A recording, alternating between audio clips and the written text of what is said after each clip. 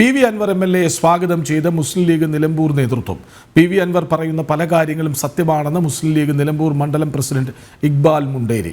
മുസ്ലിം ലീഗിന്റെയും UDFന്റെയും നിലപാടാണ് സത്യമെന്ന് തിരിച്ചറിഞ്ഞ് അതിന്റെ കൂടെ നിൽക്കാൻ പഴയ കോൺഗ്രസുകാരനായ അൻവർ തയ്യാറാകുന്ന ഘട്ടം വരുമെന്ന് ഇക്ബാൽ മുണ്ടേരി സമൂഹ മാധ്യമത്തിൽ കുറിച്ചു. വിവരങ്ങളുമായി ശിവദാസ് കന്മനം ഒപ്പം ചേരുന്നു. ശിവദാസ്, ആരാണ് അൻവറിന് പിന്നിലെന്ന ചോദ്യം വളരെ ഉറക്കെ ഉച്ചത്തിൽ കേൾക്കുന്നു.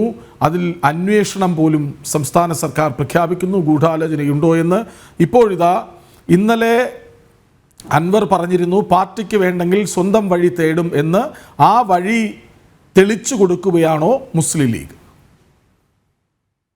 കൃഷ്ണരാജ് സൂചിപ്പിച്ചതുപോലെ തന്നെ അൻവർ സ്വയം വഴി തേടുക തന്നെയാണ് എന്ന് വ്യക്തമാക്കുന്നതാണ് അൻവറിന്റെ ഇപ്പോഴുള്ള ഓരോ നീക്കങ്ങളും. കാരണം പാർട്ടി ചട്ടക്കൂടിന് വിരുദ്ധമായാണ് അൻവറിന്റെ ഓരോ പ്രവർത്തനങ്ങളും കഴിഞ്ഞ കുറച്ച് ദിവസങ്ങളായി നാം കാണുന്നത്. ഇത് പാർട്ടിക്കുള്ളിൽ തന്നെ കടുത്ത എതിർപ്പിന് കാരണമായിരുന്നു. പാർട്ടിയിൽ തന്നെ വലിയ രീതിയിലുള്ള അഭിപ്രായ ഭിന്നത ഇതുമായി ബന്ധപ്പെട്ട് ഉണ്ടായിരുന്നു. മുഖ്യമന്ത്രി പിണറായി വിജയൻ അടക്കം അൻവറിന്റെ പരാമർശങ്ങൾ തള്ളിയ ഒരു സാഹചര്യം ഇന്നലെ നമ്മൾ കണ്ടതാണ്. മുഖ്യമന്ത്രി പിണറായി വിജയൻ 1.5 മണിക്കൂർ എടുത്താണ് പത്രസമ്മേളനം നടത്തിയത്. സാധാരണ 1 മണിക്കൂർ കൂടുതൽ അദ്ദേഹത്തിന്റെ നീളാറില്ല. പക്ഷേ ഇന്നലെ PV അൻവറിന്റെയും അതോടൊപ്പം തന്നെ വയനാട് വിവാദ വിഷയങ്ങളടക്കം കൃത്യമായി അദ്ദേഹം പറഞ്ഞു. പ്രത്യേകിച്ച് PV നിങ്ങൾ എന്ത് ചോദ്യം ചോദിച്ചോളൂ, ഞാൻ ഇവിടെ തന്നെയുണ്ട് കൃത്യമായി മുഖ്യമന്ത്രി പറഞ്ഞിരുന്നു. അതായത് അൻവറിന്റെ പരാമർശങ്ങളിൽ കൃത്യമായി മറുപടി പറയുക എന്ന ലക്ഷ്യത്തോടെയാണ് മുഖ്യമന്ത്രി കൂടുതൽ സമയം ചിലവഴിച്ചത്.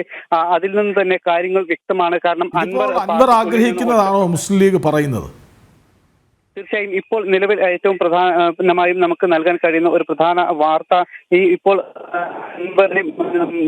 മുസ്ലിം ലീഗ് ജില്ലാ നേതൃത്വം സ്വാഗതം ചെയ്യുന്ന ഒരു വാർത്തയാണ്.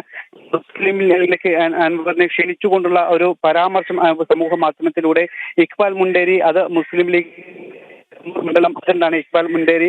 2 ഘട്ടങ്ങളിലൂടെ അൻവർ നിലവിൽ കടന്നുപോയി. ആദ്യഘട്ടത്തിൽ മുഖ്യമന്ത്രിയെ കണക്കിലെടുത്ത് വിശ്വാസത്തിലെടുത്ത് പരാതികൾ നൽകി. 2ാം ഘട്ടത്തിൽ അത് തെറ്റാണ് എന്ന് ബോധ്യപ്പെട്ടുകൊണ്ടുള്ള ഇടപെടലുകൾ നടത്തി. ഇനി 3ാം ഘട്ടം. ശരി ശിവദാസ് കന്മനം, വളരെ പ്രധാനപ്പെട്ട വാർത്തയാണ്.